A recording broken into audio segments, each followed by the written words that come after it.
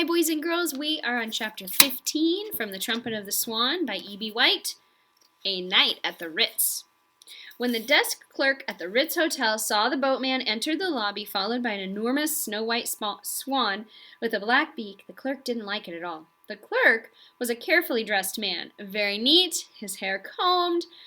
The boatman stepped up boldly to the desk. "I'd like a single room tonight for my friend here," said the boatman. The clerk shook his head. "No birds. The Ritz doesn't take birds." "You take celebrities, don't you?" asked the boatman.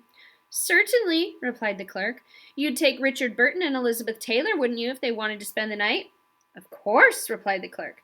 "You'd take Queen Elizabeth, wouldn't you?" "Of course." "Okay," said the boatman.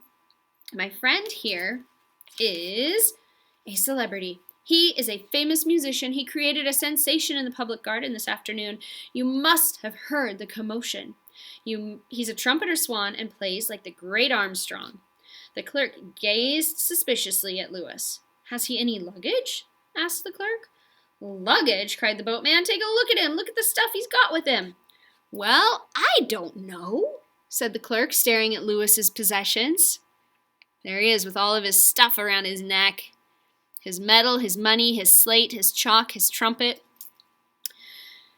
"A bird is a bird. How do I know he hasn't got lice?" "Birds often have lice. The Ritz won't take anybody that has lice." "Lice?" roared the boatman. "Did you ever see a cleaner guest in your whole life? Look at him. He's immaculate." At this, Lewis held up his slate to the clerk. "No lice," he wrote. The clerk stared in amazement. "Can you imagine if you saw a bird who could write?" He was beginning to weaken. "Well, I have to be careful," he said to the boatman. "You say he's a celebrity. How do I know he's famous? You may just be kidding me about that." Just then, 3 young girls entered the lobby. They were giggling and squealing. One of them pointed at Lewis. "There he is! There he is!" she screamed. "I'll get his autograph." The girls rushed up to Lewis. The first girl held out a pad and pencil. "May I have your autograph?" she asked. Lewis took the pencil. Very gracefully he wrote "Lewis" on the pad. More squeals, more giggles, and the girls rushed away. The clerk watched in silence. "There," said the boatman. "Is he a celebrity or isn't he?" The clerk hesitated. He was beginning to think he would have to give Lewis a room. At this point, Lewis had an idea. He lifted his trumpet and began to play an old song called "There's a Small Hotel." His tone was beautiful. Guests passing through the lobby paused to listen.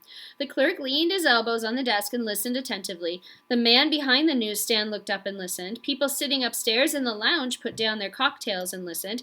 The bellboys stared and listened. For a few minutes, everything stopped in the lobby while Lewis played. He charmed everyone who could hear. Chambermaids in the bedroom paused in their work to listen to the trumpet. It was a moment of sheer magic. As the song came to an end, people who knew the words sang them softly.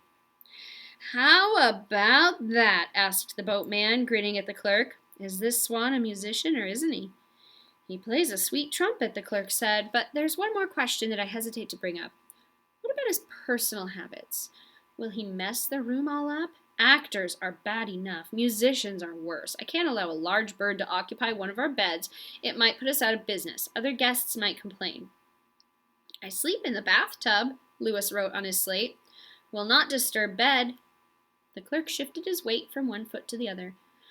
"Who's going to pay the bill?" he asked.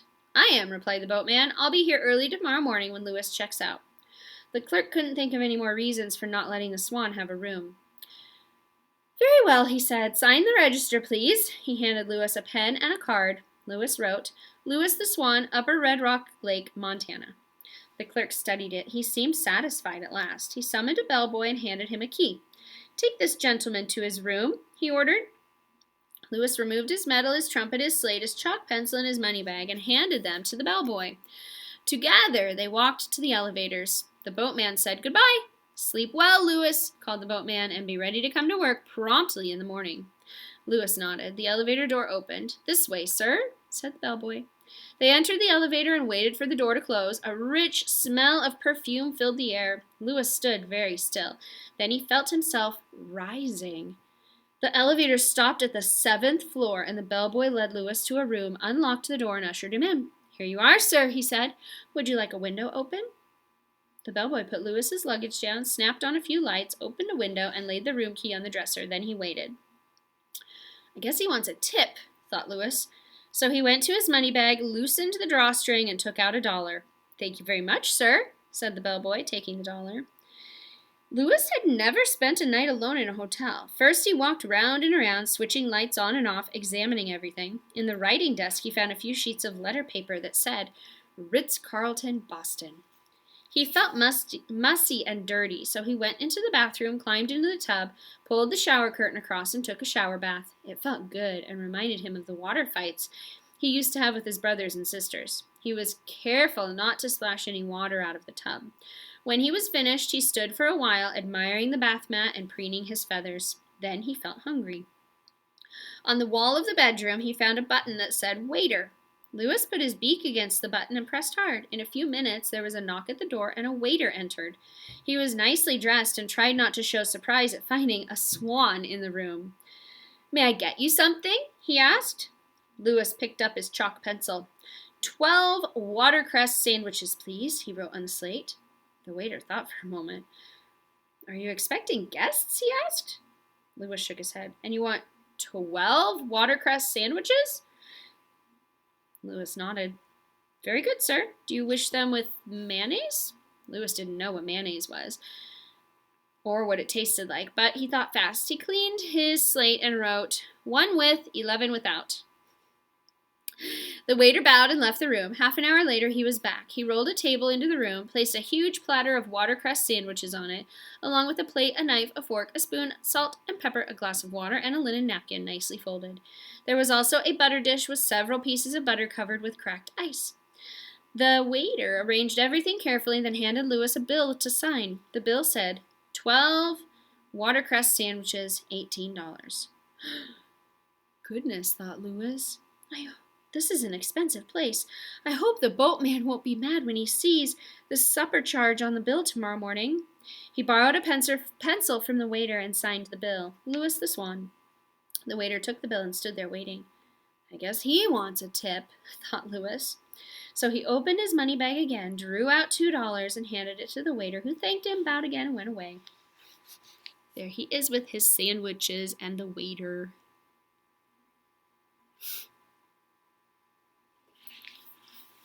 Because a swan has such a long neck, the table was just the right height for Lewis. He didn't need a chair. He ate his supper standing up.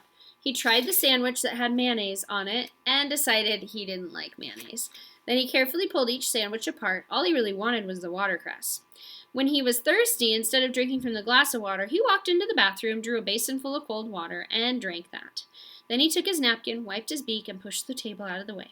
He felt much better. To be all alone in a hotel room gives a person a cozy feeling and a feeling of importance. Lewis felt great, but soon he began feeling rather lonely too. He thought of Sam Beaver. He thought of Camp Kookooskoos. He thought of his father and mother and sisters and brothers back home in Montana. He thought of Serena, the swan he loved, and wondered how she was. The words of the song he had played in the lobby came back to him.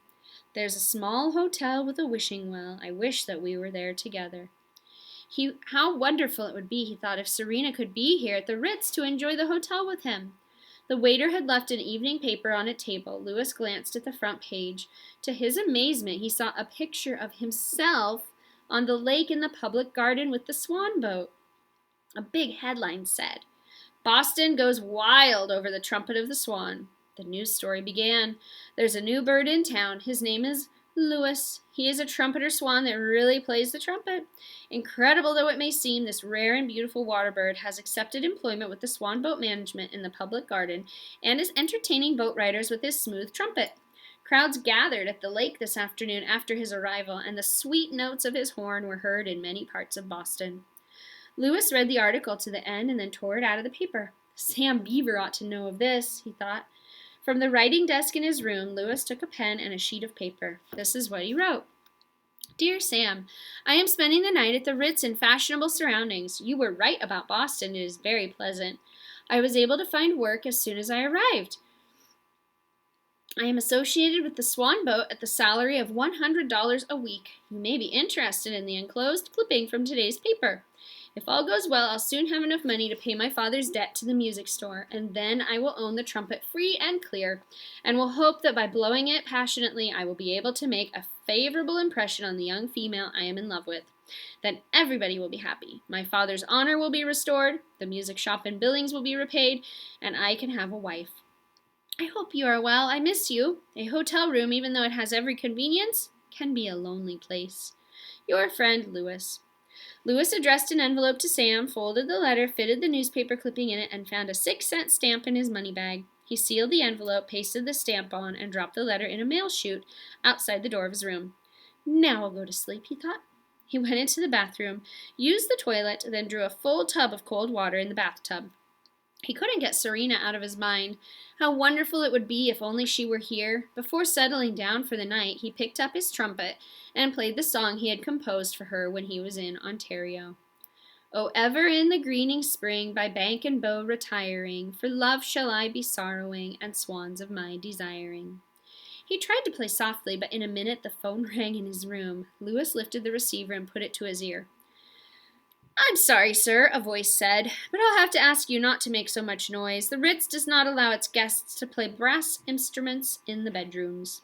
Louis hung up the phone and put his trumpet away. Then he turned out the lights, climbed into the tub, curved his long neck around to the right, rested his head on his back, tucked his bill under his wing, and lay there floating in the water, his head cradled softly in his feathers. Soon he was asleep, dreaming of little lakes in the north in the springtime, dreaming of Serena, his true love. And that is chapter 15. See you next time.